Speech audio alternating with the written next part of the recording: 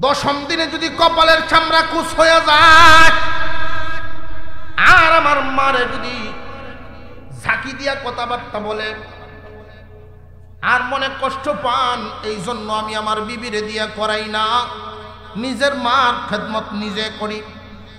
আমার নাকে দুর্গন্ধ লাগে না, আমার মার কুলে আমি অনেক পেশাব পায়খানা করেছি, নিজ হাতে আমি পরিষ্কার করিয়া দে। বছর যাবত আমি খেদমত করতেছি। গোসল করানো শেষ হয়ে গেল, কাপড় পরায় বসাইছেন, বিবি রান্না বান্না শেষ করে খানা নিয়ে আসছেন। একটা ছোট বাচ্চাকে যেইভাবে মুখে উঠায়া খানা খাওয়ান, এই বাড়িওয়ালা তার মারে মুখে উঠায় উঠায় যখন খানা খাওয়ানো শুরু করে দিলেন, মুসা আলাইহিস সালাম দৃশ্যটা শুধু দেখতেছেন।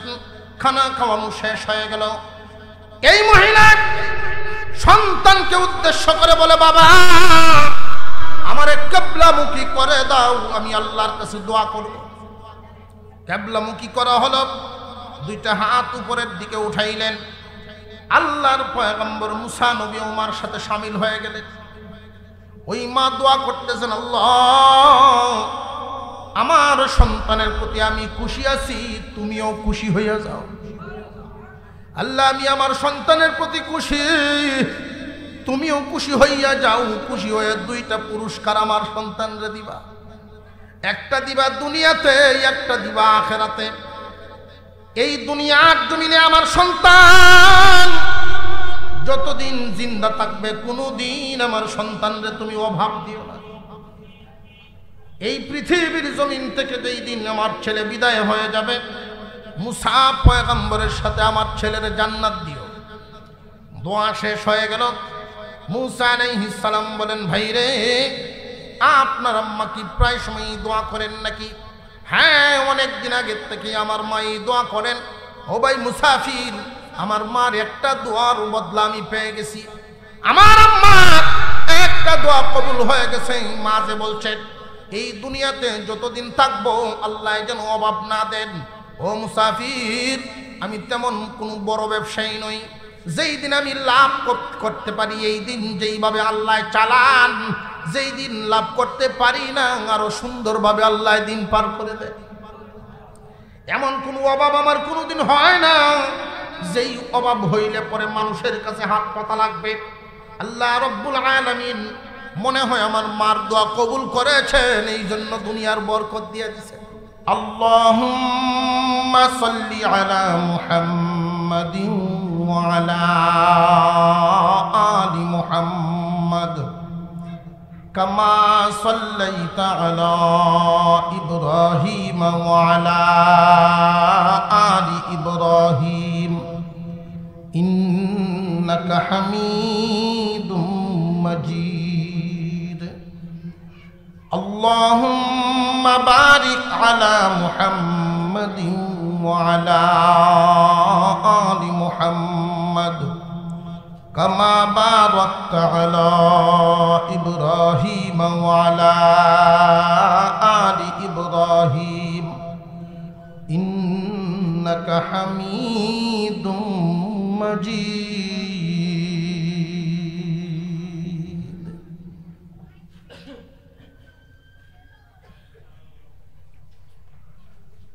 দক্ষিণ শ্রীপুর পশ্চিমপাড়া এলাকাবাসীর উদ্যোগে আয়োজিত ষষ্ঠ বার্ষিক তাফসীরুল কোরআন মাহফিলের শ্রদ্ধাভাজন সভাপতি হযরত উলামায়ে কেরাম, মুরব্বিয়ান আযম, সর্বস্তরের মুসলমান ভাইয়েরা, পর্দার আড়াল থেকে আলোচনা শুনছেন দিনদার ইমানদার মুসলমান মা ও বোনেরা, আল্লাহ পাক রব্বুল আলামিনের দরবারে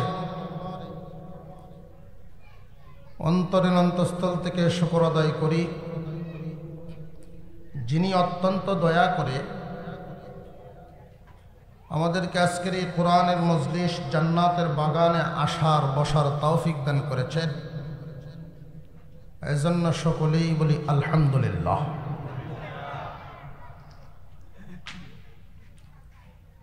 আপনি আমার মতো বহু মানুষ এই এলাকায় আছে,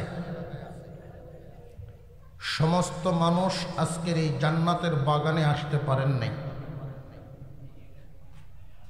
এক হাদিসের মধ্যে এসেছে,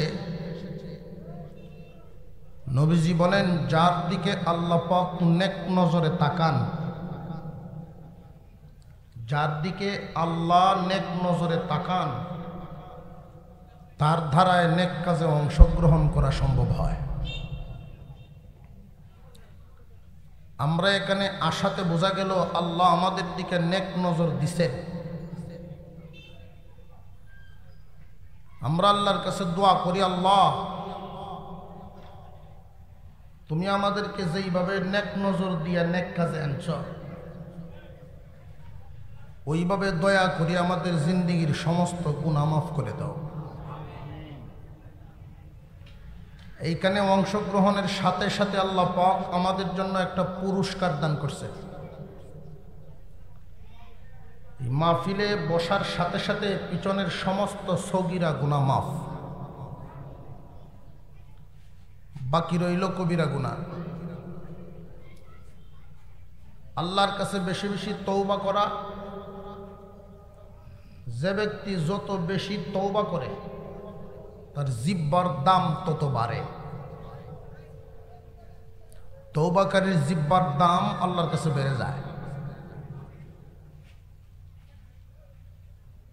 আমরা আল্লাহর কাছে তওবা করব, আল্লাহ আমাদের কবিরা গুনাহ মাফ করো। আল্লাহ তো মাফ করার জন্য বান্দার দিকে তাকায় আছে। আমি আজকে ইচ্ছা করেছি একটা বিষয় আপনাদের সামনে আলোচনা করব।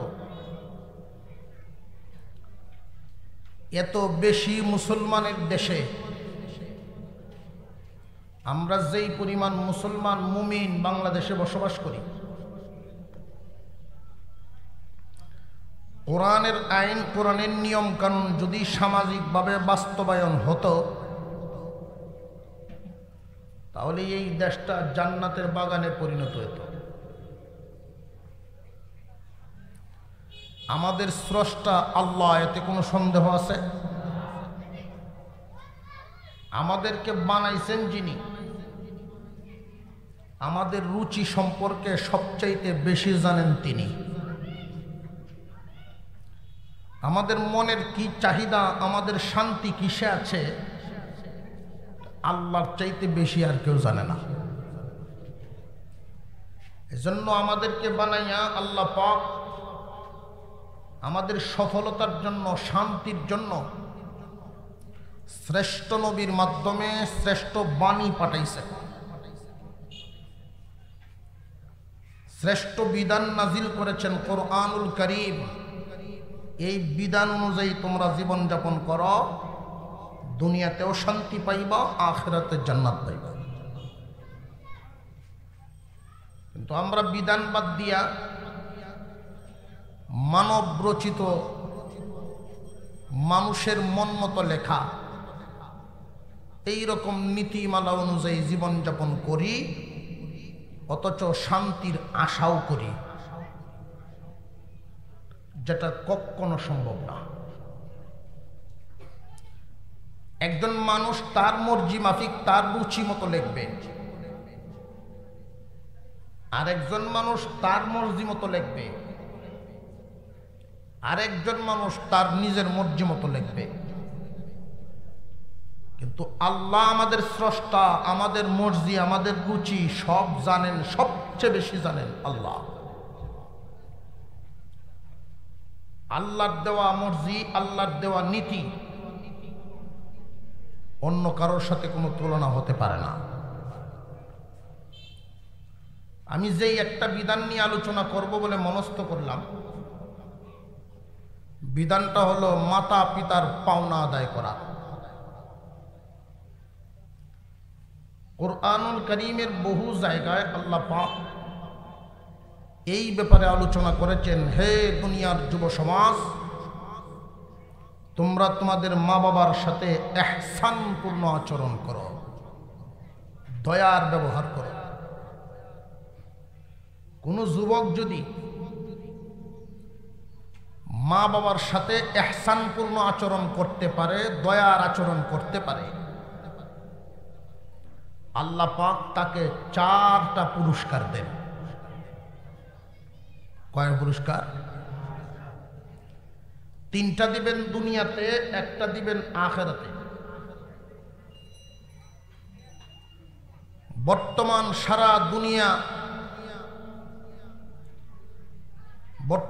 সারা দুনিয়াতে যদি এই নিয়মটা সরকারিভাবে চালু থাকত, আইন কানুন চালু থাকত বা সামাজিকভাবে প্রতিষ্ঠিত থাকত, তাহলে আজকে সমাজের এই অধপতন হইতো না। শতকরা 90% পরিবার লক্ষ্য করে দেখবেন মাতা পিতা আছে কিন্তু তাদের হক আদায় হয় না। বিভিন্ন সময় বিভিন্ন সোশ্যাল মিডিয়াতে আমরা দেখতে পাই, পত্র পত্রিকায় দেখতে পাই, মাতা পিতার সাথে কলিজার টুকরা সন্তানের কি জঘন্যতম আচরণ। একজন সন্তানের প্রতি মা বাবার কি পরিমাণ ভালোবাসা, এটা সেই বুঝে যার নিজের সন্তান আছে। একজন মানুষ ততক্ষণ পর্যন্ত এটা অনুধাবন করতে পারে না মা বাবা আর সন্তানের সম্পর্কটা কি পরিমাণ, যতক্ষণ নিজের সন্তান না হয়।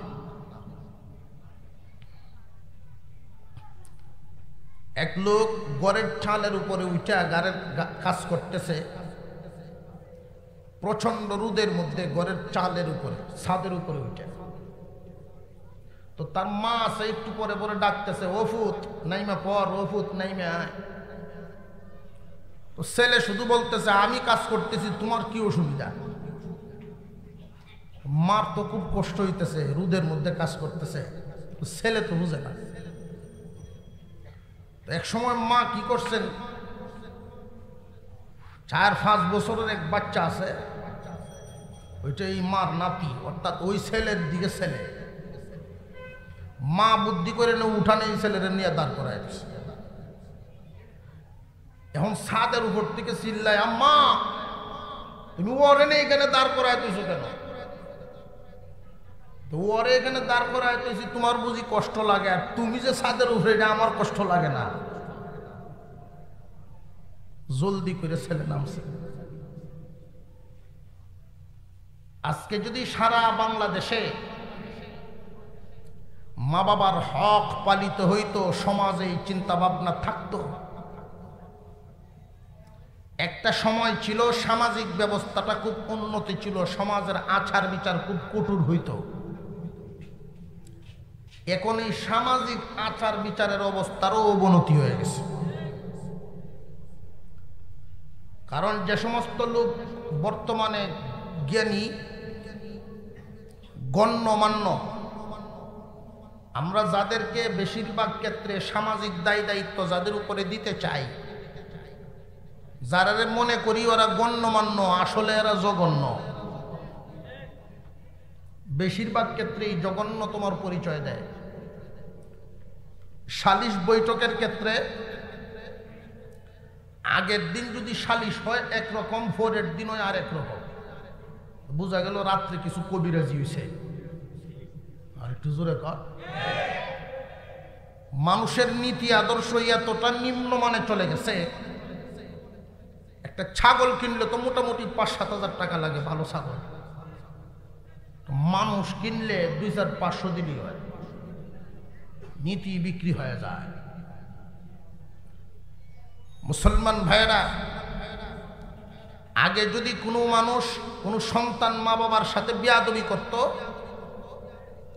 সামাজিকভাবে কঠোর বিচার হইত। এখন বর্তমানে হালত হইল এরকম, এটার জ্বলন্ত প্রমাণ আমি দিতে পারবো, আমার কাছেই প্রমাণ আছে। বাবা নিরুপায় হইয়া আমার কাছে দোয়া চাইছে, হুজুর দোয়া করেন, হজ করার নিয়ত করেছি, নিজের উপার্জিত একটু জায়গা বিক্রি করে, ছেলেরা বেচতে দেয় না, কমে যাবে অংশ। অথচ আমার ইনকামের কামাই, আমার উপার্জনের সম্পদ আমি বিক্রি করতে পারি না, জিম্মি হয়ে গেছে। আমি বললাম সামাজিকভাবে যে সমস্ত লোক আছে সমাজের হর্তাকর্তা, এদের কাছে বলেন না এই বিষয়টা? হুজুর বলছি, কোনো লাভ নাই। সমাজের হর্তাকর্তা তো আমার ছেলেবেলের পক্ষে, কারণ বিভিন্ন সময়ে তারা তাদের কাজ করিয়া দেয়, ডাক দিলে তারার দলবল হয়। তো আমি বুড়া তো কোনো কামও লাগি না, এই জন্য আমার পক্ষে কথাও বলে না।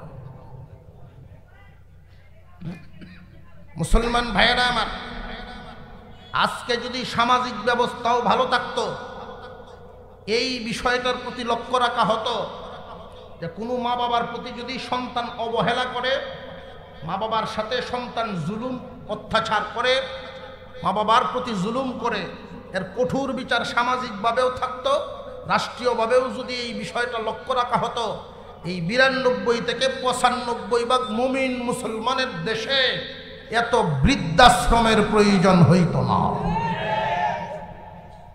এত বৃদ্ধাশ্রম তো এই বাংলাদেশে প্রয়োজন পড়ে না, কারণ বাংলাদেশে বেশি মুমিন মুসলমানের দেশ। এই দেশে কোরআনের আইন আছে, আর কোরআনের আইন যদি বাস্তবায়ন হয়, একটা সন্তান এক ফোঁটা রক্ত মুখে থাকতে তার সন্তান মা বাবাকে বাড়ির থেকে বাহির করবে না। যুবক, কোরআনের মাহফিল, আলেমুল আমাদের মাহফিল, এখানে আজকে যারা এসেছেন কান পেতে শুনে যান। আমরা মুসলমান, আল্লাহ পাক আমাদেরকে চরম এক নিয়ামত, বিরাট বড় এক নিয়ামত দান করেছেন। বড় নিয়ামত, আল্লাহ মুমিনের ঘরে জন্ম দিয়েছেন, কোরআন নামক এক দৌলত দিয়েছেন। এই কোরআনের এক বিধান আপনাদের সামনে আলোচনা করি। আল্লাহ পাক রব্বুল আলামিন মা বাবার বাধ্য সন্তানকে 4টা পুরস্কার দিবেন। যুবকরা কান পেতে শোনো, যাদের মা বাবা আছে এখনো বিরাট বড় এক দৌলত আছে। আল্লাহ পাক 4টা নিয়ামত দিবেন, 3টা দিবেন দুনিয়াতে, একটা দিবেন আখিরাতে। মহান মৌলাই করিম বলেন, তোমরা কাজ করবা একটা, আমি তোমাদেরকে পুরস্কার দিব 4টা। ওয়াবিল ওয়ালিদাইনি ইহসানা। আল্লাহ পাক রব্বুল আলামিন বলেন, রে দুনিয়ার ইমানদার যুবক, কাজ করবা তুমি একটা, তোমাকে পুরস্কার দেওয়া হবে 4টা। 3টা দেওয়া হবে দুনিয়াতে, একটা দেওয়া হবে আখিরাতে। এই দুনিয়ার জমিনের নিয়ামত, 1 নাম্বার নিয়ামত, মহান মৌলাই করিম তোমার কামাই রুজিতে বরকতের দরজা খুলে দিবেন, বরকত ঢেলে দিবেন।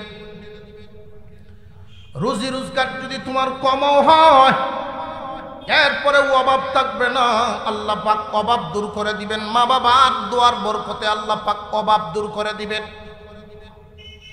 এই জমিনে অনেক মানুষ দেখা যায় নিজেদের জীবনের ঝামেলা দূর করার জন্য ব্যবসায় টাকা দেয়, কিন্তু এলোমেলো লেগে যায়, ব্যবসায় সফল হতে পারে না।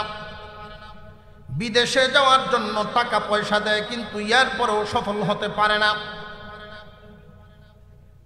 কোনো জায়গায় কোনোভাবে যেহেতু সফল হতে পারে না, সফলতা পাওয়ার আশায় মোটা অঙ্কের হাদিয়া নিয়ে বিভিন্ন পীরাউলিয়ার দরবারে সাক্ষাৎ করে। পীরাউলিয়া বুজুর্গর দোয়া পাওয়ার জন্য দুনিয়ায় ঘুরতে পারবা, কাজ হবে না। কারণ তোমার বরকতের দরজা এমন জায়গায়, তোমার বরকতের মারকাজ হইল ঘরে। তোমার দোয়া কবুলের রহমত এবং বরকতের সিন্দুক তো তোমার ঘরে। তুমি যদি তোমার সিন্ধুকে তালা লাগাইয়া দাও, তামাম দুনিয়া ঘুরলেও এই দোয়া আসমানে উঠবে না। আল্লাহ পাক রব্বুল আলামিন মা বাবার বাধ্য সন্তানকে আল্লাহ পাক বরকত ঢেলে দেন। আর যদি কেউ মা বাবার অবাধ্য হইয়া যায়, বরকত তার থেকে উঠায় নেওয়া হয়। তামাম দুনিয়ার সমস্ত বুজুর্গানে দিন, সমস্ত পীরাউলিয়া দোয়া করলেও কাজ হবে না। কারণ তোমার মা বাবারে কষ্ট দিয়া তুমি যদি অবাধ্য হইয়া যাও, মা বাবার অবাধ্য সন্তান তুমি যত জায়গায় যাও কামিয়াব হতে পারবা না। আর যদি তুমি মা বাবার বাধ্য হতে পারো, মহান মৌলাই করিম তোমাকে 1 নম্বর পুরস্কার দিবেন। মা বাবার বাধ্য সন্তানকে 1 নম্বর পুরস্কার দিবেন। মহান মৌলাই করিম রিজিকে বরকত দিয়া দিবেন। রিজিকের বরকত, কম রুজি রোজগারে আল্লাহ বরকত দিবেন অনেক। কামাই রুজি যদি কমও হয় তাহলে আল্লাহ চালায় নিবেন অনেক সুন্দর। কামাই রুজি বেশি হওয়ার নামই বরকত নয়। আল্লাহ পাক রব্বুল আলামিন যাদের মালে বরকত দেন, আল্লাহ পাক এর কেমনে চালায় নেন একটা উদাহরণ দেই।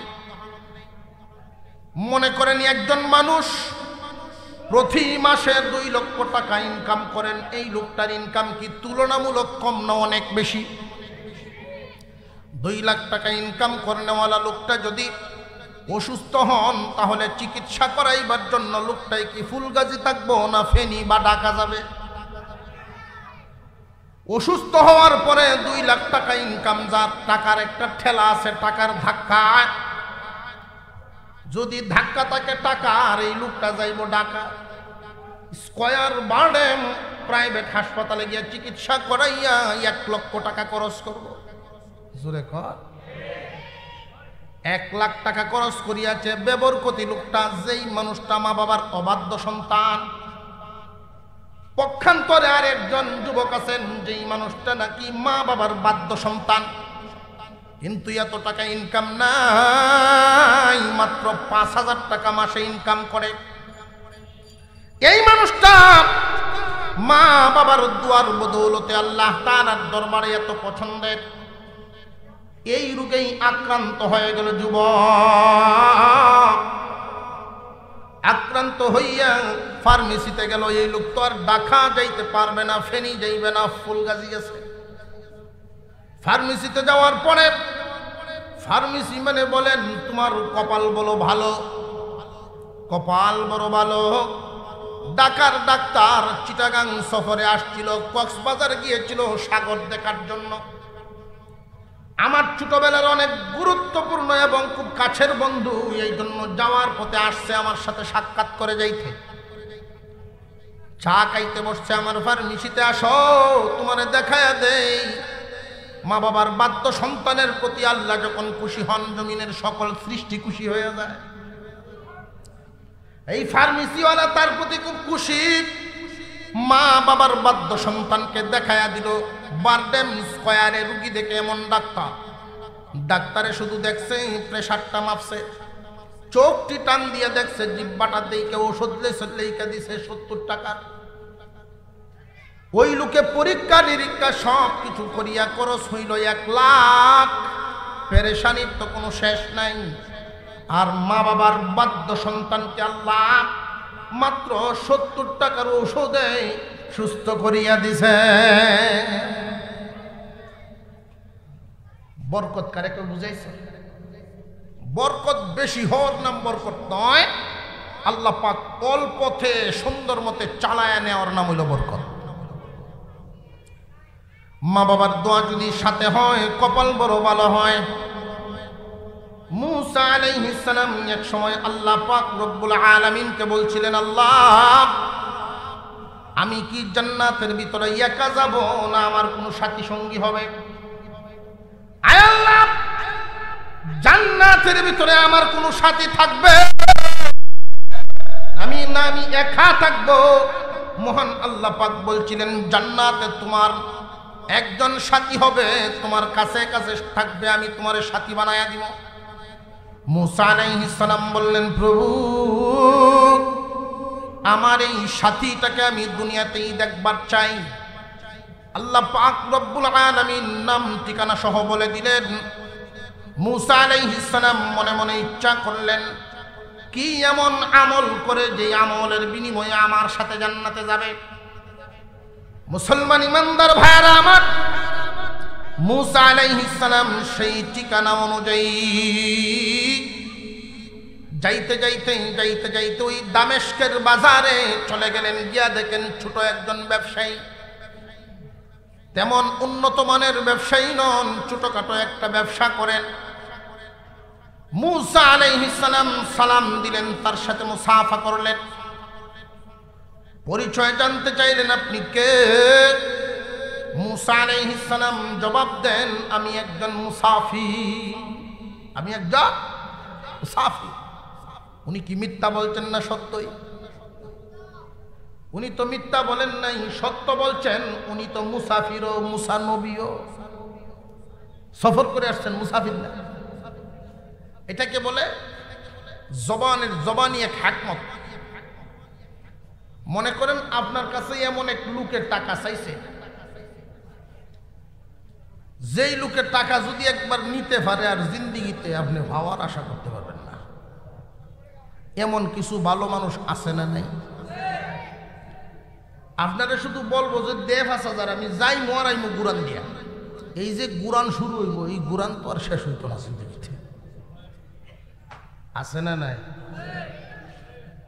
এমন মানুষের যদি টাকা চায় আর আপনি যদি বলেন যে ভাই আমার হাতে কোনো টাকা নাই, পকেটে তা হোক, হাতে না থাকলে হয়েছে, মিথ্যা হইল? যদি আপনার গড়ে আছে, আপনার পকেটও নাই, এই সময় যদি বলেন যে ভাই আমার কাছে কোনো টাকা নাই, গড়ে তো আছে, কাছে তো নাই, এটা হলো জবানি হিকমত।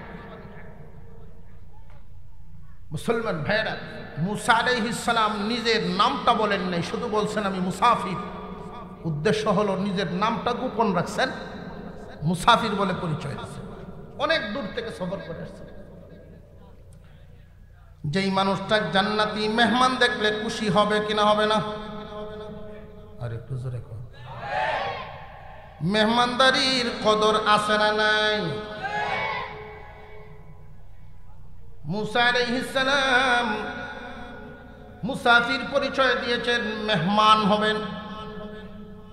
উনি বললেন আপনি আমার বাড়ির মেহমান হয়ে যান। মূসা আলাইহিস সালাম বলেন ঠিক আছে, আমি রাজি, আমারও তো থাকার একটা জায়গা দরকার। মূসা আলাইহিস সালামের ইচ্ছা হলো আমি দেখবার চাই কোন আমলের বিনিময়ে আমার সাথে জান্নাতে যাবে লোকটা। এটা কি সাধারণ কথা না? আল্লাহ নিজে বলে দিছেন। আল্লাহ বইলা দিছেন মূসা আলাইহিস সালামের সাথী হবেন। সাথে যখন যাওয়া শুরু করলেন, বাড়িতে গিয়ে পৌঁছলেন, ব্যাগটা বিবির হাতে উঠায় দিলেন। বিবির গরম পানি করছো নাকি? জি গরম পানি হয়েছে। গরম পানির পাতিলটা নিয়ে পাশের রুমে ঢুকে গেলেন। বয়সের বারে কঙ্কাল সার হয়ে গেছে একজন মহিলা, এই বাড়িওয়ালার মা। 1 বছর 2 বছর নয়, 40 বছরের বিছানায় পড়ে আছে। 40 বছর যাবত বিছানায় পড়ে আছেন। পেশাব পায়খানা বিছানায় করেন, নিজের হাতে পরিষ্কার করে দিলেন বাড়িওয়ালা। গরম পানি দিয়ে ধুইয়া কাপড় পরায় বসাইছেন মূসা আলাইহিস সালাম। জিজ্ঞাসা করতেছেন, ও ভাই এই কাজগুলো তো সাধারণত বিবিরে দিয়েও করাইতে পারতেন। আপনি সারাদিন ব্যবসা করেন, পরিশ্রম করেন, আপনি না করে বিবিকে দিয়েও তো করাইতে পারতেন। বাড়িওয়ালায় জবাব দেন, ও মুসাফির এই কাজ আমার বিবিকে হুকুম দিলে বিবি করবে ঠিকই, কিন্তু আমি চিন্তা করি 1 সপ্তাহ ভালো ভালো মন নিয়ে উনি 10ম দিনে যদি কপালের চামড়া কুচ হয়ে যায় আর আমার মারে যদি ঝাঁকি দিয়া কথাবার্তা বলে আর মনে কষ্ট পান, এই জন্য আমি আমার বিবিরে দিয়া করাই না, নিজের মার খেদমত নিজে করি। আমার নাকে দুর্গন্ধ লাগে না, আমার মার কুলে আমি অনেক পেশাব পায়খানা করেছি, নিজ হাতে আমি পরিষ্কার করিয়া দে। 20 বছর যাবত আমি খেদমত করতেছি। গোসল করানো শেষ হয়ে গেল, কাপড় পরায় বসাইছেন। বিবি রান্না বান্না শেষ করে খানা নিয়ে আসছেন। একটা ছোট বাচ্চাকে যেইভাবে মুখে উঠাইয়া খানা খাওয়ান, এই বাড়িওয়ালা তার মারে মুখে উঠায় উঠায় যখন খানা খাওয়ানো শুরু করে দিলেন, মূসা আলাইহিস সালাম দৃশ্যটা শুধু দেখতেছেন। খানা খাওয়ানো শেষ হয়ে গেল। এই মহিলা সন্তানকে উদ্দেশ্য করে বলে, বাবা আমারে কিবলামুখী করে দাও, আমি আল্লাহর কাছে দোয়া করব। কিবলামুখী করা হলো, দুইটা হাত উপরের দিকে উঠাইলেন। আল্লাহর পয়গম্বর মুসা নবী ওমার সাথে শামিল হয়ে গেলেন। ওই মা দোয়া করতেছেন, আল্লাহ আমার সন্তানের প্রতি আমি খুশি আছি, তুমিও খুশি হইয়া যাও। আল্লাহ আমি আমার সন্তানের প্রতি খুশি, তুমিও খুশি হইয়া যাও। খুশি হয়ে দুইটা পুরস্কার আমার সন্তানরে দিবা, একটা দিবা দুনিয়াতে, একটা দিবা আখিরাতে। এই দুনিয়ার জমিনে আমার সন্তান যতদিন জিন্দা থাকবে কোনোদিন আমার সন্তানরে তুমি অভাব দিও না। এই পৃথিবীর জমিন থেকে যেই দিন আমার ছেলে বিদায় হয়ে যাবে, মুসা পয়গম্বরের সাথে আমার ছেলের জান্নাত দিও। দোয়া শেষ হয়ে গেল। মুসা আলাইহিস সালাম বলেন, ভাই রে আপনার আম্মা কি প্রায় সময় দোয়া করেন নাকি? হ্যাঁ, অনেক দিন আগের থেকে আমার মা এই দোয়া করেন। ও ভাই মুসাফির, আমার মার একটা দোয়ার বদলা আমি পেয়ে গেছি। আমার আম্মা একটা দোয়া কবুল হয়ে গেছে। মা যে বলছেন এই দুনিয়াতে যতদিন থাকবো আল্লাহ যেন অভাব না দেন। ও মুসাফির, আমি তেমন কোনো বড় ব্যবসায়ী নই, যেই দিন আমি লাভ করতে পারি এই দিন যেইভাবে আল্লাহ চালান, যেই দিন লাভ করতে পারি না আরো সুন্দরভাবে আল্লাহ দিন পার করে দেয়। এমন কোনো অভাব আমার কোনোদিন হয় না যেই অভাব হইলে পরে মানুষের কাছে হাত পাতা লাগবে। আল্লাহ রব্বুল আলামিন মনে হয় আমার মার দোয়া কবুল করেছেন, এই জন্য দুনিয়ার বরকত দিয়ে দিয়েছে। জানি না দ্বিতীয় দোয়াটা কবুল হবে কিনা, আখিরাতে কি মুসা নবীর সঙ্গ পাবো কিনা। মুসা আলাইহিস সালাম দুইটা হাত সামনের দিকে বাড়ায়া বলেন, আসো আমার বুকে আসো, তোমার মার দ্বিতীয় দোয়াও কবুল হয়ে গেছে। কেমনে বুঝলেন মুসাফির? মুসা আলাইহিস সালাম বলেন, আমি মুসা কলিমুল্লাহ, আল্লাহ আমাকে জানাইছেন তুমি কিয়ামতের দিন আমার সাথী হইবা, তুমি আমার জান্নাতের সাথী হইবা মার দোয়ার বদৌলতে। মা বাবার বাধ্য সন্তানকে আল্লাহ পাক পুরস্কার কয়টা দিবেন? আরো জুড়ে, চারটা পুরস্কার দিবেন। তিনটা দিবেন দুনিয়াতে, একটা দিবেন আখিরাতে। একজন মানুষ দুনিয়ার পেরেশানি দূর করার জন্য কত চেষ্টা করে, এই পেরেশানি দূর করার জন্য এত চেষ্টা লাগবে না, আল্লাহ দয়া করে দূর করে দিবেন মা বাবার দুয়ার বদৌলতে। আল্লাহ পাক রব্বুল আলামিন হুকুম দিয়েছেন কোরআনুল কারীমের ভিতরে, সন্তানেরা রে তোমরা তোমাদের মা বাবার সাথে ইহসান পূর্ণ ব্যবহার করো। ওয়াবিল ওয়ালিদাইনি ইহসানা, মা এবং বাবার সাথে তোমরা ইহসান পূর্ণ আচরণ করবা। আমরা প্রশ্ন করতে পারি, আল্লাহ এই ইহসান পূর্ণ ব্যবহারটা করব আমরা কখন? মহান আল্লাহ জবাব দেন, ইম্মা ইয়াবলুগান্না ইনদাকাল কিবারা আহাদুহুমা আও কিলাহুমা। রে দুনিয়ার যুবক, সব সময় তোমার মা বাবার প্রতি ইহসান করা তো তোমাদের প্রয়োজন পড়ে না, তারা তোমাদের এতটা মুখাপেক্ষী নন। সন্তান কোনোদিন মা বাবারে লালন পালন করব, মা বাবারে টাকা ইনকাম করে দিবে, মা বাবারে ভালো ভালো কাপড় কিনে দিবে, এই আশায় কিন্তু কেউ সন্তানাদি লালন পালন করে না। প্রশ্ন জাগতে পারে, হুজুর এই আশায় করে না কেমনে বুঝলেন? এই পৃথিবীর জমিনে দেখবেন সন্তানাদি অনেক সময় পঙ্গু হয়নি না হয় না। দেখবেন সুস্থ সন্তানকে যেই পরিমাণ লালন পালন করে, পঙ্গু সন্তানটাকে আর চাইতে বেশি কষ্ট, বেশি আরো যত্ন করে। এই পঙ্গু সন্তান বড় হইয়া মা বাপরে দেখতে পারবে না, মা বাবাই বুঝেনি না বুঝে না, এরপরেও কোনোদিন দয়া মায়ার কমতি না। মা বাবা সব সময় সন্তানকে লালন পালন করেন নিঃস্বার্থভাবে। আল্লাহ পাক রব্বুল আলামিন কুরআনুল কারীমের যত জায়গায় আল্লাহর পাওনা আদায় করা বলছেন, বান্দারে আল্লাহর পাওনা আদায় করো, বেশিরভাগ জায়গায় সাথেই কোথাও লাগাইয়া দিয়েছেন মা বাবার পাওনা আদায় করো। আল্লাহ এই কথা বুঝাইয়া দিলেন, বান্দা আমি যেইভাবে তোমার নিঃস্বার্থ খাওয়াই, নিঃস্বার্থ লালন পালন করি, ঠিক এমনি ভাবে তোমার মা বাবাও তোমার নিঃস্বার্থ ভাবে খানা খাওয়া, নিঃস্বার্থ ভাবে লালন পালন করে। মুসলমান ইমানদার ভাইয়েরা আমার, মা এবং বাবা সন্তানের কাছ থেকে পাওয়ার আশায় কোনোদিন করেন নাই, কিন্তু মহান মাওলাই কারীম এই বিধান করলেন এই কারণেই আল্লাহ পাক রব্বুল আলামিন প্রত্যেক বান্দাকেই, কিন্তু আল্লাহ পাক রব্বুল আলামিন কোনো বান্দাকেই অসহায় অবস্থায় ছেড়ে দেন না। বান্দারে, তুমি যখন ছোট ছিলা, মহান আল্লাহ পাক তোমার মা বাবার উপরে দায়িত্ব দিয়েছেন তোমাকে লালন পালন করার জন্য, তোমার হক আদায় করার জন্য, হালাল খানা খাওয়ায় তোমাকে বড় করার জন্য। এখন তোমার মা বাপ বার্ধক্যে পৌঁছে গেছেন, তারা অসহায় হয়ে গেছেন। একজন মানুষ যখন বুড়া হইয়া যায়, শিশুর চাইতে অসহায় হয়ে যায়। শিশুর চাইতে অসহায় কেমনে লক্ষ্য করেন?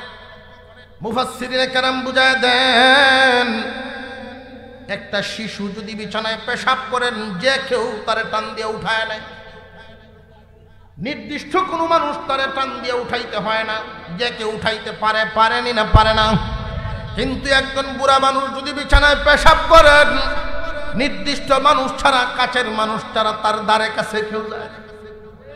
পুত্রবধূ আসবে না, কয়জন পাইবেন এমন পুত্রবধূ যে শাশুড়ি বা শ্বশুরের খেদমত করবে?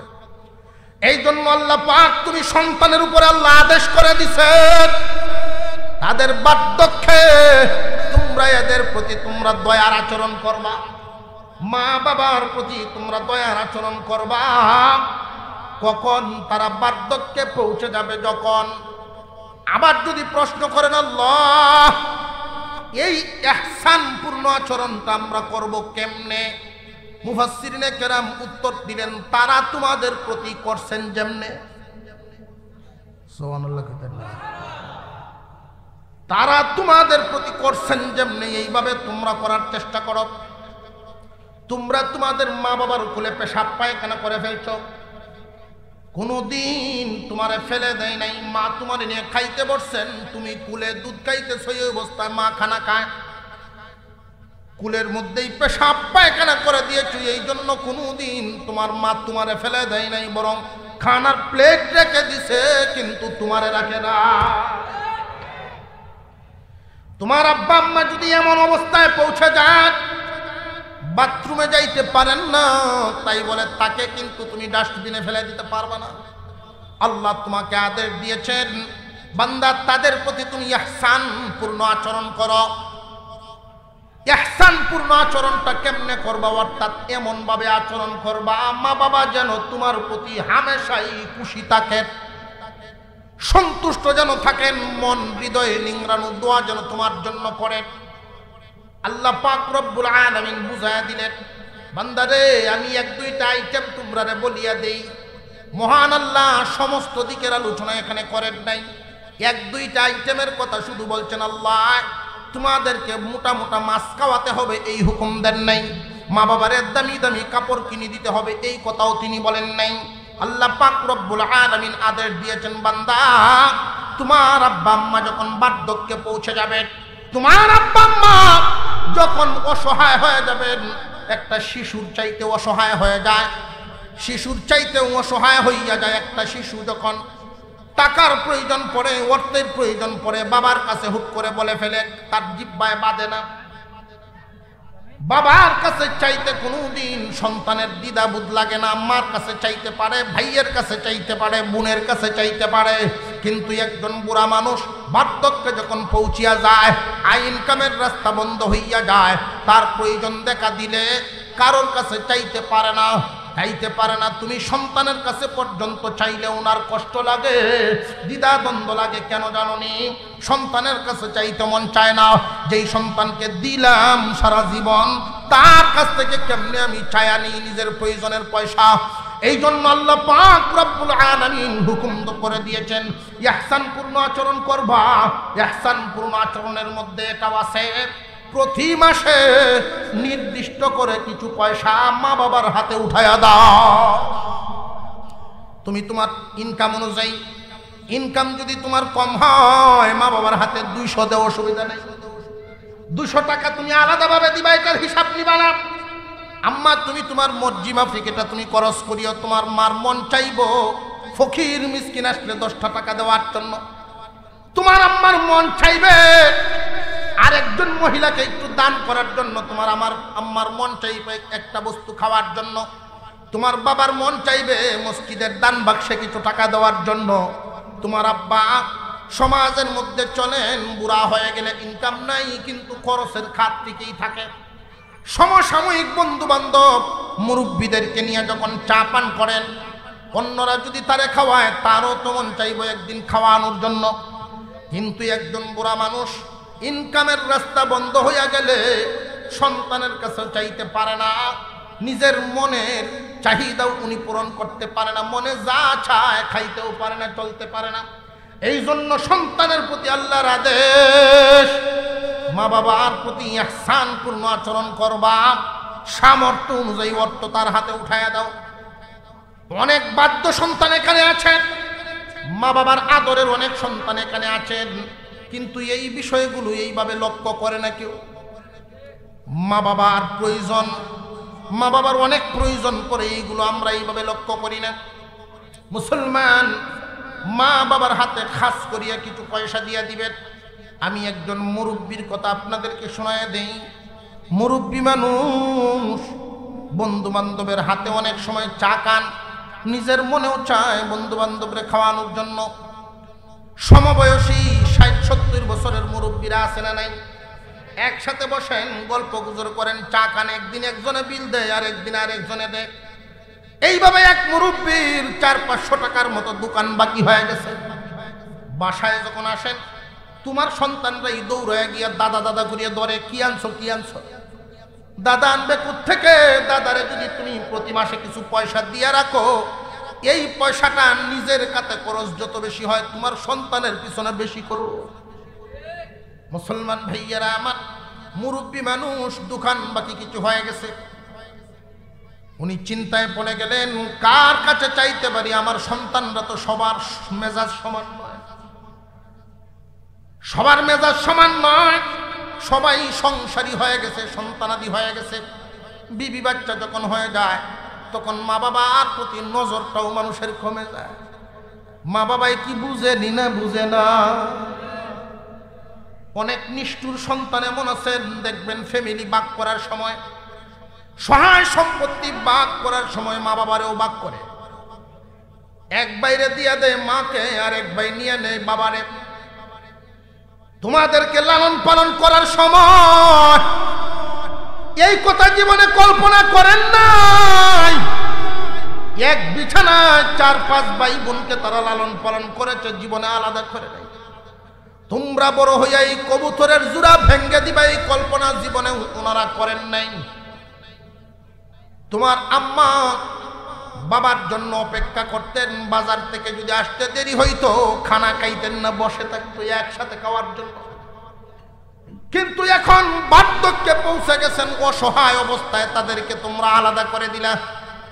বুড়ি এক জায়গায় খানা খায়, বুড়ার এক জায়গায় খানা খায়, কলিজার খবর তোমরা লও না।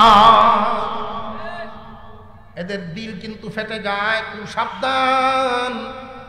কুরআনুল কারীম আইন করে দিয়েছেন, খুব সাবধান রে বাবা। মা বাবারে কষ্ট দিলে জীবনে কোনোদিন সফলতার মুখ দেখতে পারবা না। পৃথিবীর যে কোনো জায়গায় যান না কেন সফলতা পাবেন না। মা বাপরে কষ্ট দিলে কোনোদিন উন্নতি আসবে না, বরকতের দরজা বন্ধ করে দিবেন আল্লাহ। মা বাবার বাধ্য সন্তানের জন্যই 1 নাম্বার পুরস্কার, দুনিয়ার বরকতের দরজা খুলে দিবেন আল্লাহ। কয়েকশো টাকা দোকান বাকি, কোন ছেলের কাছে চাইবেন? বড় পেরেশান বুড়া মানুষটা। ছেলেদের মধ্যে একটা ছেলেরা উনি টার্গেট করছেন, ছেলেটা অনেক ভালো, কিন্তু অনেক ভালো ছেলে হইলে কি হবে ধর্মীয় বিষয়গুলো এইভাবে চিন্তা করে না। এই জন্য আমাদের আলোচনা করা লাগে, কোরআনের মজলিসে আসলে যুবকরা তোমাদের ঘুমন্ত বিবেক জাগ্রত হবে। আলেম উলামাদের মজলিসে মাঝে মাঝে কিছু কথাবার্তা শুনলে ঘুমন্ত বিবেক জাগ্রত হয়। যারা যারা গেইটে দাঁড়ায় আছেন আল্লাহর রাস্তে একটু ভিতরে ঢুকে পড়েন, একটু ভিতরে ঢুকে পড়েন। এই দিক যে জায়গা আছে, আমরা একটু ভিতরে আইসা বসি। এদিক সেদিক অনেক কথাবার্তা হচ্ছে, আমরা আওয়াজগুলো একটু বন্ধ করে দিই। মুসলমান ভাইয়েরা, সামাজিকভাবে আজকে শতকরা ৮০ থেকে ৯০% পরিবারে মা বাবার এই হকগুলো আদায় হয় না, মাথা পিতার এই পাওনাগুলো আদায় হচ্ছে না, অবনতি। যদি আদায় হইতো এত বৃদ্ধাশ্রমের প্রয়োজন হতো না। মুসলমান, আল্লাহ পাক রব্বুল আলামিন মাতা পিতার বাধ্য সন্তানের জন্য বরকতের দরজা খুলে দেন। আল্লাহ, বাবা বড় পেরেশান, টাকাটা কার কাছ থেকে চাইবেন? একটা বাধ্য সন্তান আছে, একটা ছেলে ভালো, আচার আচরণ ভালো, কিন্তু সব ছেলেদের আচার আচরণ ভালো হইলেই এইভাবে লক্ষ্য করে না। চিন্তা করতেছেন, ঘরে যদি আমি বলি টাকাটার কথা, প্রথমেই বিবি সাহেব ছেলের বউ প্রথমে প্রশ্ন করবো আপনি কি করতেন, জবাব দিতে দিতেই যান শেষ। ঘরে উনি চান নাই, গেটের সামনে গিয়ে দাঁড়ায় দিচ্ছেন। কতটুকু অসহায় হইলে একটা মানুষ এই পর্যায়ে পৌঁছায়। গেটের সামনে দাঁড়ায় দিছে বাবা, ছেলে যখন অফিসের দিকে রওনা দিছেন, যেই মাত্র গেট পর্যন্ত গেছে ডাক দিছেন ছেলের নাম ধরে, বাবারে একটু দাঁড়াও। তো ছেলে দাঁড়াইছে, আব্বা কিছু বলবেন মনে হইতেছে। ভীরুর মতো অত্যন্ত ভীত সন্ত্রস্ত হয়ে বলতেছেন, আমার 500 টাকার দরকার আছে তোর কাছে। ছেলের হার্টে খুব ধাক্কা লাগছে, কথাটা হৃদয়ে ধাক্কা লাগছে। এই গেটের মধ্যে দাঁড়ায় আমার বাবার কাছ থেকে জীবনে কত টাকা নিলাম, আজকে বাবা বড় অসহায় হয়ে গেছেন, আমার কাছে উনি চাইতেছেন। তখন উনার ঘুমন্ত বিবেকটা জাগ্রত হয়েছে ছেলে, যে আমার বাবার তো মাঝে মাঝে কিছু দরকার পড়ে, এগুলো তো আমি খেয়াল করি না। মানি ব্যাগের টাকাগুলো সব বাবার হাতে দিয়ে দিছে, বুকের সাথে টান দিয়ে জড়ায় ধরছে, আব্বা ভুল হয়ে গেছে, এভাবে আমি ভাবি নাই কোনোদিন, আর জীবনে এমন হবে না। বেতন পায়া তোমার হাতে দিব, তোমার যা লাগে রাইখা আমারে দিবা। বাবারও কান্না এসে গেছে, সন্তানের জন্য দোয়া করছেন। আল্লাহ পাক সব ছেলেদের মধ্যে তার বরকতের দরজা আল্লাহ খুলে দিয়েছে। মুসলমান ইমানদার ভাইরা আমার, মা বাবার বাধ্য সন্তানকে আল্লাহ 1 নম্বর পুরস্কারটা দেন, বরকতের দরজা খুলে দিবেন, জীবনে কোনোদিন তারে বেশবায় ফেলাবেন না। আল্লাহ সব সময় বিপদমুক্ত রাখবেন।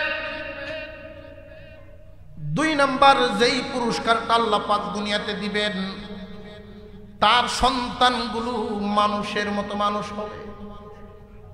মা বাবার বাধ্য সন্তান, জানিয়ে রাখবেন, মা বাবার বাধ্য সন্তানের 2 নম্বর পুরস্কার, তার নিজের সন্তানগুলো মানুষের মতো মানুষ হবে।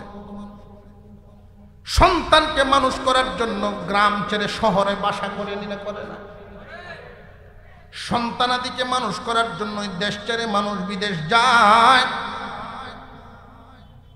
কিন্তু আফসোস, জানিয়ে রাখবেন, হিসাবটা মিলাবেন। কুরআন হাদিসের কথার সাথে আপনার বাস্তব জীবনের হিসাব মিলাবেন। অবাধ্য সন্তান যতই চেষ্টা করুক না কেন, সন্তানগুলো মানুষ করতে পারবে না। বাধ্য সন্তান তৌফিক অনুযায়ী চেষ্টা করবে, মানুষ বানাবেন আল্লাহ। প্রশ্ন জাগতে পারে, হুজুর আমরা দেখেছি সমাজের মধ্যে এমন কিছু মানুষ আছে মা বাবারে বাদ দেয় নাই, খোঁজখবর নেয় নাই, শহরে গিয়া বাসা বানাইছে, টাকা পয়সা ইনকাম করে, ছেলেদেরকে বাংলাদেশের পড়াশোনা শেষ করাইছে, মানুষ হইল না কেমনে? আমি লিখে দিয়া বলি, মানুষ হওয়া এক ব্যাপার, শিক্ষিত হওয়া আরেক ব্যাপার। শিক্ষিত হইলেই মানুষ হয় না। বাংলাদেশে বৃদ্ধাশ্রমগুলোতে যারা বর্তমানে আছে, লক্ষ্য করে দেখবেন, বৃদ্ধাশ্রমগুলোতে কোনো অশিক্ষিত মানুষের মা বাবা নয়, শিক্ষিতর মা বাবা। বেশিরভাগ মানুষ শিক্ষিতর মা বাবা, কিন্তু ওরা মানুষ হতে পারে নাই। পড়াশোনা করে না, রিক্সা চালায়, ঠেলা গাড়ি চালায়, কিন্তু এই মানুষগুলো জবাব দেয় মুখে এক ফোঁটা রক্ত থাকলে মা বাবারে কষ্ট দিবে। তাহলে ওই মানুষটা শিক্ষিত না হইলেও মানুষ হয়েছে, ওরা শিক্ষিত হইলেও মানুষ হতে পারে নাই। একজন আলেম কয়েকটা বৃদ্ধাশ্রম উনি সফর করেছে। সফর করে উনি একটা প্রতিবেদন দিছিলেন, আমার সাথে দেখা হয়েছে গাজীপুরে। উনি বলছিলেন, হুজুর, বৃদ্ধাশ্রমগুলোতে আমি জিজ্ঞাসা করেছি এখানে কি কেউ আলেম উলামা পিতামাতা আছেন? কেউ হাত উঠাই নাই। কোনো আলেমের মা বাবা এখানে আছে? কোরআনের হাফিজের মা বাবা আছেন? কেউ হাত উঠাই নেই। অথচ বড় বড় শিক্ষিত মানুষের মা বাপ এখানে আছে। বাংলাদেশে ঘটে যাওয়া ঘটনা, মা থাকেন বৃদ্ধাশ্রমে, খবর পাঠাইছেন, বৃদ্ধাশ্রম থেকে ফোন করেছেন ছেলে বড় অফিসার, আপনার আম্মার অবস্থা খুব একটা ভালো নয়, মনে হয় সখরাত চলছে, যদি সময় থাকে আপনি একটু আসেন, জলদি করে আসেন। বলতেছেন আমি তো খুব ব্যস্ত, আপনারা একটু খেয়াল রাখেন, আমি একটু ব্যস্ত, আপনারা একটু খেয়াল রাখেন। শেষ পর্যন্ত ছেলেটার মুখটা দেখে যেতে পারে না ইমাম। আবার ফোন দেওয়া হলো, আপনার আম্মা বিদায় হয়ে গেছে, দাফন করার জন্য আসেন। তবু এই কপালপুরা আসতে পারে নাই। বলে কি, টাকা কত লাগবে দাফন কাফনে, আমি পাঠিয়ে দিচ্ছি। সে কি শিক্ষিত নাকি অমানুষ? শিক্ষিত হয়েছে কিন্তু মানুষ হতে পারে নাই। মা বাবার বাধ্য সন্তানকে আল্লাহ পাক 2 নাম্বার পুরস্কার দিবেন, সন্তানগুলো মানুষের মতো মানুষ হবে। 3 নাম্বার নিয়ামত, যতদিন হায়াত দিবেন মহান মৌলাই করিম এই হায়াতটা সুস্থ একখান হায়াত দিবেন। তোমার এমন কোনো বড় রোগ দিবেন না যেই রোগ হইলে মানুষের কাছে বুঝাও, এমন কোন রোগ আল্লাহ পাক দিবেন না যেই রোগ হইলে পরে মানুষের উপরে বুঝা হওয়া লাগে, মানুষের কাছে তিতা হয়ে যায়। আল্লাহ পাক রব্বুল আলামিন সুস্থ হায়াত দিবেন, চলতে ফিরতেই দুনিয়া থেকে তোমার বিদায় দিবেন। 1 নাম্বার নিয়ামত, দুনিয়ার জমিনে আল্লাহ বরকতের দরজা খুলে দিবেন, কামাই রুজি যাই হোক চালায় নিবেন আল্লাহ। আপনি যদি ফেনী যান, ফেনী থেকে এই শ্রীপুর পর্যন্ত আসার জন্য নির্দিষ্ট কিছু খরচ আছে না নাই?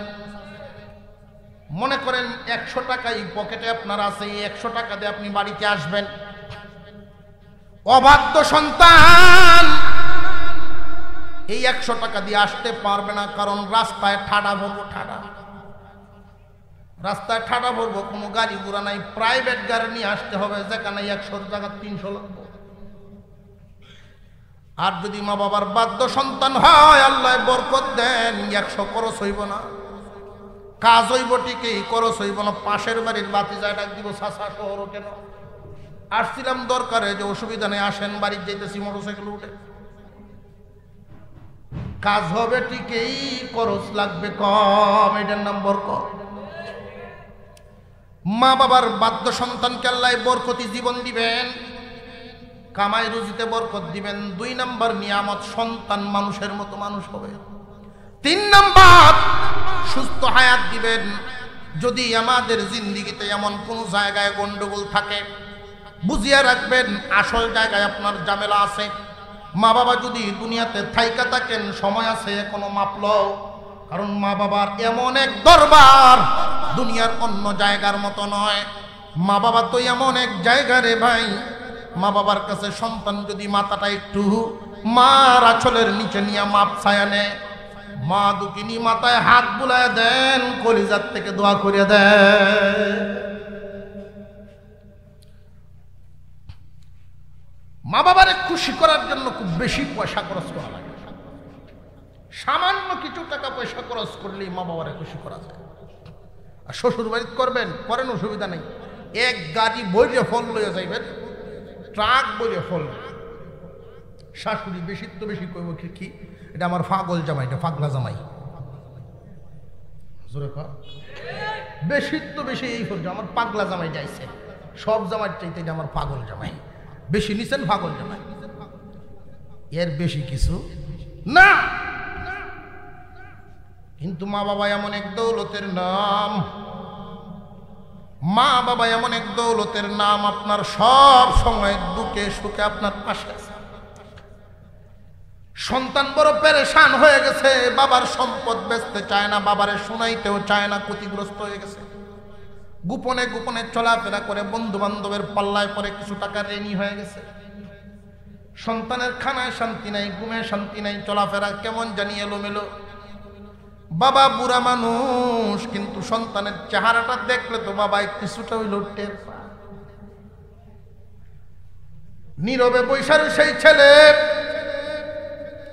বাবা বৃদ্ধ মানুষ, ছেলেটা মনে মনে চিন্তা করেন, বাবাই আমারে পড়াশোনা করাইছিলেন, আমার বাবারে আমি টাকা পয়সা ইনকাম করে দেওয়ার কথা ছিল, কিন্তু দিতে পারি নাই, বাবার কাছে আমি কেমনে টাকা পয়সা চাই। এই বাবা সন্তানের সামনে গিয়া, কেউ নাই, নীরবে ছেলের জিজ্ঞাসা করে, বাবারে তোর চেহারাটা কেমন জানি দিন দিন মলিন হয়ে যাইতেছে, স্বাস্থ্যটা তেমন উন্নতি হয় না, কি জানি পেরেশান। ছেলের চোখে পানি টলমল করতেছে, আব্বা আমার এই পরিমাণ টাকা ঋণ হয়ে গেছে। বাবাই বলে, আমি না তোর আব্বা এখনো জিন্দা আছি, আমার এই জমিটা বিক্রি করে ফেল। কিন্তু কোনদিন কোন সন্তান বাবার জন্য জমি বিক্রি করবার চায় না। বাবার সন্তানের মধ্যে বেশ কম আছে না নাই? যেই সময় আপনার হৃদয়টা এমন ইহসানওয়ালা হবে, মা বাবার দিলের মতো ইহসানওয়ালা দিল হবে, মা বাবা আপনার প্রতি যেই পরিমাণ মন মানসিকতা রাখেন, আপনার মনটাও যেই পরিমাণ, সেই পরিমাণ মন মানসিকতা যখন হবে, তখনই ইহসানপূর্ণ আচরণ শব্দটার হক আদায় হবে। আল্লাহ পাক রব্বুল আলামিন মা বাবার সাথে আচার আচরণ কেমন করবেন বিস্তারিত আলোচনা তিনি করেন নাই, শুধু দুই একটা আইটেম এখানে উল্লেখ করেছেন। মহান মাওলাই করিম বলেন, মা বাবার সামনে যখন তুমি যাইবা, কিভাবে যাইবা, মা বাবার সাথে যখন কথা বলবা, মা বাবার সাথে কোন ভাষায় কেমন আচরণে কোন ভঙ্গিতে কথাবার্তা বলবা, এটাই আল্লাহ পাক বুঝায়া দিয়েছেন। এই জমিনের মধ্যে আমরা যাদেরকে সম্মান দেই, মেম্বারের সাথে আচার আচরণের সম্মান এক ধরনের, চেয়ারম্যান সাহেবের সামনে পড়লে সম্মানটাকে এমনই না একটু বাড়ে, এমপি মহোদয়ের সামনে গেলে সম্মান আর একটু বাড়ে।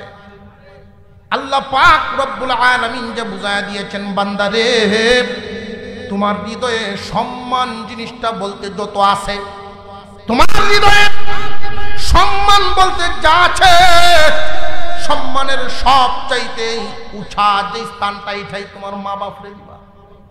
তোমার মা বাবা ওইটার প্রাপ্য, সব চাইতে বেশি সম্মান পাওয়ার হকদার হইল মা বাবা। ইম্মা ইয়াবলুগান্না ইনদাকাল কিবারা আহাদুহুমা আও কিলাহুমা ফালা তাকুল লাহুমা উফফিন ওয়ালা তানহারহুমা ওয়া কুল লাহুমা কাওলান কারীমা। আমার মা বাবার সাথে তুমি আচরণ করেন, এই পরিমাণ বেতা পান, এইভাবেও কথা বলবা না, কোনো বিরক্তির আওয়াজে কথা বলবা না, জাকি দিয়া কথাবার্তা বলবা না, মা বাবার সামনে চেহারা মলিন করিয়া কথা বলবা না। মা বাবার সাথে তোমার যদি কথা বলতে হয়, সম্মান সূচক ভাষায় কথা বলবা, আদবের সাথে কথা বলবা। মা বাপ যদি তোমার আচার আচরণে খুশি হন, তোমার আচার আচরণে মাতা পিতা খুশি হন, তাহলে বুঝিয়া লইবা তোমার আচার আচরণে মা বাবা খুশি হইলে আল্লাহর নিয়ামত তুমি পাইবা। অনেক ক্ষেত্রে লক্ষ্য করে দেখবেন, অনেক মা বাবার ব্যাপারে সন্তানাদির দিলের ভিতরে অভিযোগ থাকে, আমার আব্বা সহায় সম্পত্তি বড় ভাইরে একটু বেশি দিচ্ছেন, ছোট ভাইরে কম দেন, বা ছোট ভাইরে বেশি দেন, বড় ভাইরে কম দেন। এই রকম চিন্তা ভাবনা অনেক মানুষের অন্তরে থাকে। আমি বিদেশ থেকে টাকা পাঠাই, কিন্তু আমার আব্বা আম্মা ছোট ভাই বোনরে বেশি আদর করে। জানিয়ে রাখবেন, জানিয়ে রাখবেন, আপনি করেন আপনার কাজ, আপনার মা বাবাই করবে মা বাবার কাজ। হুজুর আকরাম সাল্লাল্লাহু আলাইহি ওয়াসাল্লাম, আপনার আমার নবীর দরবারে এক যুবক গিয়ে হাজির। নবীজি, আপনার কাছে একটা কথা বলতে আইছি। কি কথা বলতে আইছো? যে হুজুর, আমি যা ইনকাম করি এই ইনকামে আমি আমার আব্বার কাছে দেই। আব্বা তো ইচ্ছা মতো খরচ করেন, আমার ভবিষ্যতের কোনো চিন্তাই করেন না। এখন আমি কি আমার ইনকামের টাকা আমার কাছে রাইখা দিব, না আমার আব্বার কাছেই দিব? হুজুর এই দিন বলছিলেন, আনতা ওয়া মালুকা লি আবিকা, তুমি এবং তোমার মাল তোমার বাপের, তুমি এবং তোমার মাল সম্পূর্ণ তোমার বাবার। বান্দারে, কার সামনে তুমি কি নিয়ে গেছো? আল্লাহর নবী কত সুন্দর আচরণ শিখায়া দিছেন। তুমি এবং তোমার মাল সবই তোমার বাবা। এই জন্য সন্তান যদি টাকার মালিক হয়, মা বাবার উপরেও হজ ফরজ হয়ে যায়। সন্তান ধনী হইছেন, বাপরে হজ করান, মারে হজ করান। টাকা পয়সা হয়ে গেলে এই টাকা শুধু তোমার একার না। মা বাবার হক আদায় করবে যারা, এই দুনিয়ার জমিনে তিনটা নিয়ামত পাবে। এক নাম্বার নিয়ামত, রিজিকের মধ্যে আল্লাহ পাক বরকত ঢেলে দিবেন। দুই নাম্বার নিয়ামত, সন্তানগুলো মানুষের মতো মানুষ হবে। তিন নাম্বার, আল্লাহ পাক রব্বুল আলামিন তোমারে সুস্থ একটা হায়াত দিবেন। তিনটা নিয়ামত দুনিয়াতে, একটা নিয়ামত দিবেন আখিরাতে। আখিরাতের নিয়ামত, জান্নাতের দরজা খুলে রাখবেন, যেটা দিয়া ইচ্ছা ওইটা দিয়ে ঢুইকা যাইবে। কিছু কিছু ক্ষেত্রে আমাদের কিছু অবহেলা হয়। মাতা পিতার হক আদায়ের ক্ষেত্রে দায়িত্ব হলো একান্তে মা বাবার সাথে আলোচনা করা, কারণ সব সময় আমরা বাড়ি ঘরে থাকি না। বাড়ি ঘরে যখন থাকি না, বৌমার শাশুড়ি, বৌমার শ্বশুরে কি আচার আচরণ হয় সব তো আর আমরা দেখি না। কিছু কিছু ক্ষেত্রে আমাদের একটু লক্ষ্য রাখা দরকার। এক লোক খুব অল্প বয়সে বিবি হারায় ফেলছেন, বিবি মারা গেছে, ছেলে রেখে গেছে একটা 5 বছর বয়সে। এই 5 বছর বয়সের ছেলেটাকে লালন পালন করেছেন নিজ হাতে।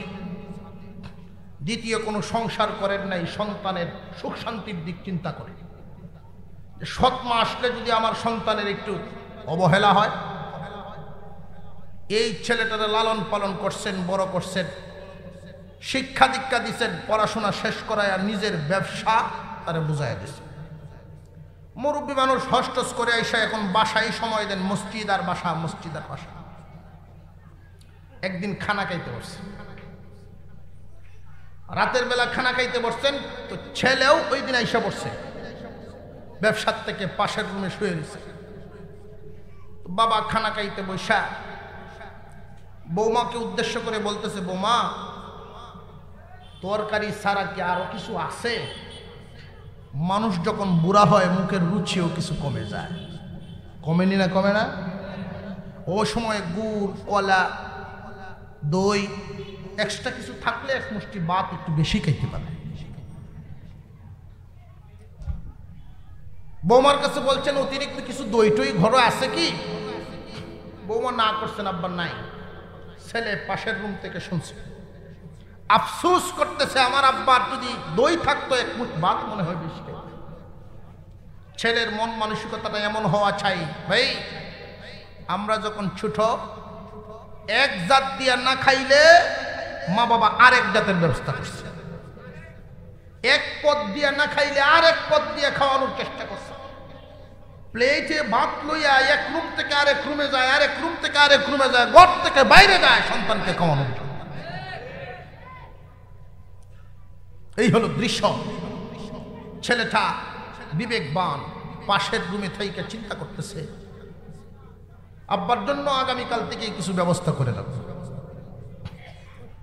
শ্বশুর কিছু বলেন নাই, উনি হাত ধুইয়া বৌমার কাছ থেকে বিদায় নিয়ে উনি ওনার রুমে গিয়ে শুয়ে পড়ছেন।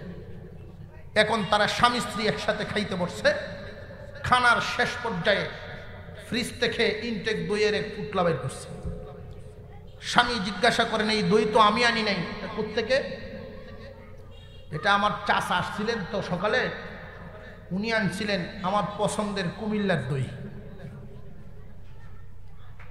আছে না নাই? খন্ডলের মিষ্টি এক একজনের শখের বস্তু আছে না? আমি যে পছন্দ করি আমার চাচা জানেন ছোটবেলার থেকে, এই জন্য আমার জন্য আনছে। আর আমার ইচ্ছা হইল আমার পছন্দের জিনিসটা তোমারে আমি আমার হাতে খাওয়াবো। যে আব্বা যে একটু আগে চাইছিলেন দিলাম না, আব্বারে পরে দিব। তুমি ভাবলা কিভাবে?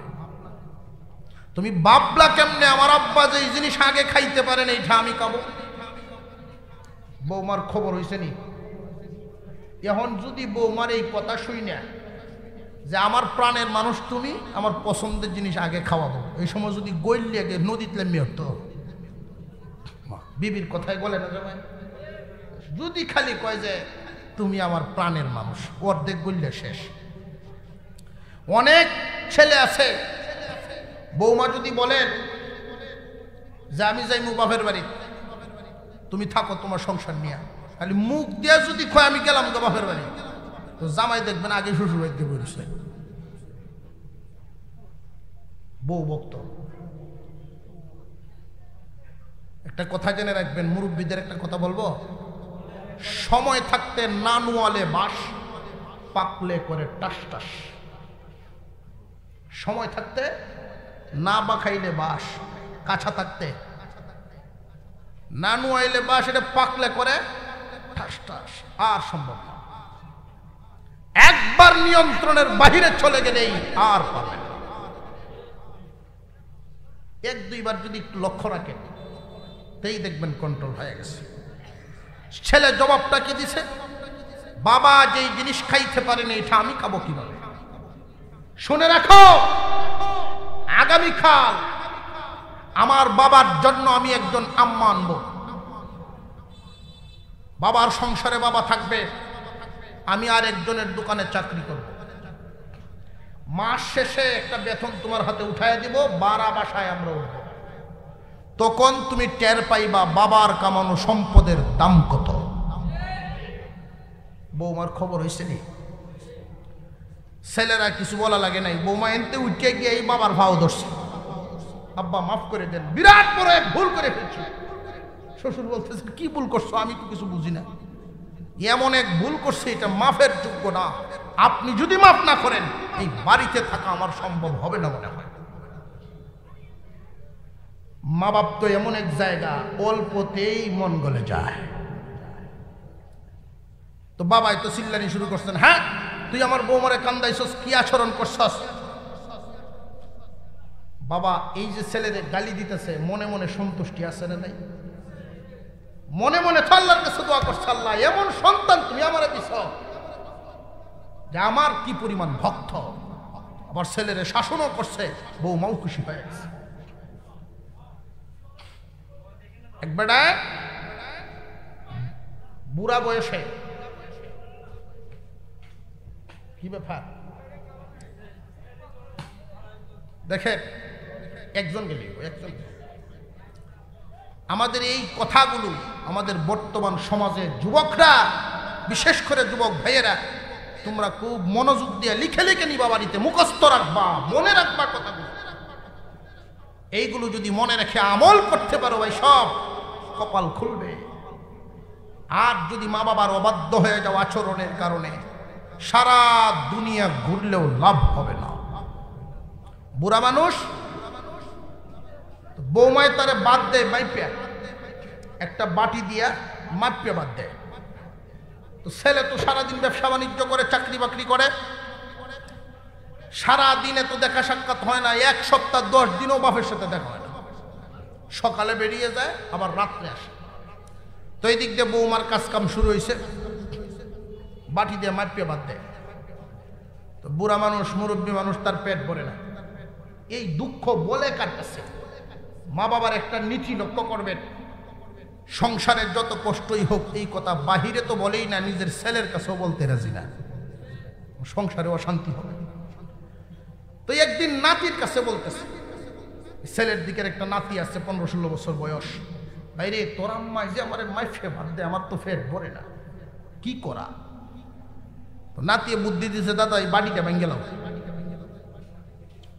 এই বাটি ভেঙে গেলাম। কই শোন, তোর আম্মা যে চড়া মানুষ, ভাঙলে না জানি পরে কি হয়, আমার বুদ্ধি তুমি লো, ভেঙে গেলাম। তো বুড়ায় বুদ্ধি ভেঙে গেছে। এখন তো সারা দিন FM রেডিও বাজছে, FM রেডিও বুঝেন না, রেডিও বাজতে আছে সারাদিন, ক্যাট ক্যাট ক্যাট ক্যাট করছে। হ্যাঁ, বুড়া সারাদিন বয়ে বয়ে 2 সারানা ইনকাম নাই, আর জিনিসপত্র ভাঙ্গে, এত রাগ গুসা অমুক তমুক।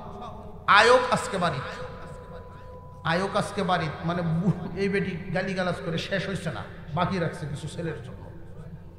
তো ছেলে রাত্রে বাড়িতে আসছে, তুমি তো খুব শান্তিতে আরামে আসো, চাকরি বাকরি করো, ব্যবসা করো, যত জাল আসো আমার উপরে রাখছো, কি হয়েছে? এই যে তোমার আব্বা এই আচার আচরণগুলো করে, আমার জিনিসপত্র ভাঙ্গে সব তছনছ করে রেখেছে। মনে করছে না জানি কি পরিমাণ ভাঙ্গা ভাঙছে, অথচ ভাঙছে কয় বাটি, কথার দ্বারাই বোঝা গেছে কয়েক সুকেশ ভাঙছে। ছেলেও গিয়া বিবিরে তো খুশি করতে হবে, হ্যাঁ বুড়া বয়সে এত পোশাকের লাগি, একটু ধৈর্য হইলে ভালো হয় না? ছেলে গিয়ে বাবারে কিছু কথাবার্তা বলছে। নাতি আইছে, নাতি আয়া কয়, দাদা তুমি এই বাটিটা কেন বাংলা? কিরে তুই না কয়ে দিবি, সকলে গালি গালাছে, তুই না বুদ্ধি দিছস, হ্যাঁ তুমি যে এই বাটি বাংলা, এখন আমি মাফ কই ভাই মুখ। ছেলের জিগায় বাপে, কিরে ভূত মাফের কথা কি কস? তোর দাদায় বাড়ি ভাঙছে, তুই মাফের কথা কি কস? মাফের কথা এই জন্য বলি, দাদারে যে আজকে আম্মায় মাফে ভাত দেয়, তোমরা যেদিন বুড়া বুড়ি হইবা আমারও তো মাফে দেওয়া লাগবে, মাফটা আমি ভাই মুখ।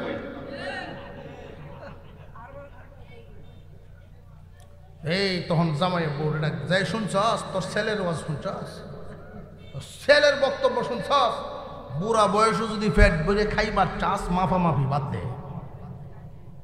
আজকে যিনি বৌমা, আগামীকালকে শাশুড়ি, জোরে কন। এই কথাগুলো আমাদের অবস্থা হয় এমন, হয়তো বৌমাদের কাছে খারাপ লাগতে পারে যে হুজুর এটি কইত ধরে আনছে, হুজুরটাকে করতে আনছে, আর কি হুজুর আসিন না দেশ। আজকে আপনার কাছে কুত্তিতা লাগবে, আগামীকালে আমার এই কথাগুলো আপনি বুঝবেন। মেয়েটা তার বাবার বাড়িতে গেলে মেয়ের কথায় জামাই চলুক, একজন মহিলার মনে এটা চায়, কিন্তু বৌমা তার ছেলের কথায় চলুক এটা আবার চায় না। জোরে কর, বৌমা ছেলের কথায় চলুক এটা চায় না, কিন্তু জামাই মেয়ের কথায় চলুক এটা আবার মনে মনে চায়। যদি মেয়ে আইসা বলে আম্মা দোয়া করো, আমার কথা ছাড়া তোমার জামাই কাই খবর, জানি রে হতে আমার কপালে দিছে আল্লাহ, খুব খুশি হয়। আর বৌমা রে কোন ফাপ করছিলাম, এরকম গজবাই একটা নাজিল হয়েছে আমার বড়। আল্লাহ, নিজের বিচার যদি নিজে করা হয়, একজন শাশুড়ি একজন বৌমার সম্পর্ক হবে মা এবং মেয়ের মতো। শাশুড়ি যখন বৌমাকে মেয়ের মতো আদর করবে, বৌমাও শাশুড়িকে মায়ের মতো সম্মান করবে। শাশুড়িরও কিছু ভূমিকা রাখার দরকার। বৌমার হাত থেকে যদি একটা বাটি ভেঙে পড়ে গেল, এই সময় যদি বলে যে বাপের বাড়ি তানছিলা কয়টা, ঝগড়া লাগবো না, লাগতো না। আর যদি বলে যে একটা মাংসে তো কি হয়েছে, একদম মন খারাপ করার কিছু নয়, আমার পুত্রে বললে আরো 1 ডজন নিয়ে আসবে, তখন মেয়েটার মনটা কেমন হবে? আচার আচরণ সব সময় একে অপরের পাওনা আদায়ের দিকে লক্ষ্য রাখবো। আল্লাহ যেন আমাদেরকে আমলের তৌফিক দান করেন, বলুন আমিন। ওয়া আখিরু দাওয়ানা আনিল হামদুলিল্লাহি রাব্বিল আলামিন। আসসালামু আলাইকুম ওয়া রাহমাতুল্লাহ।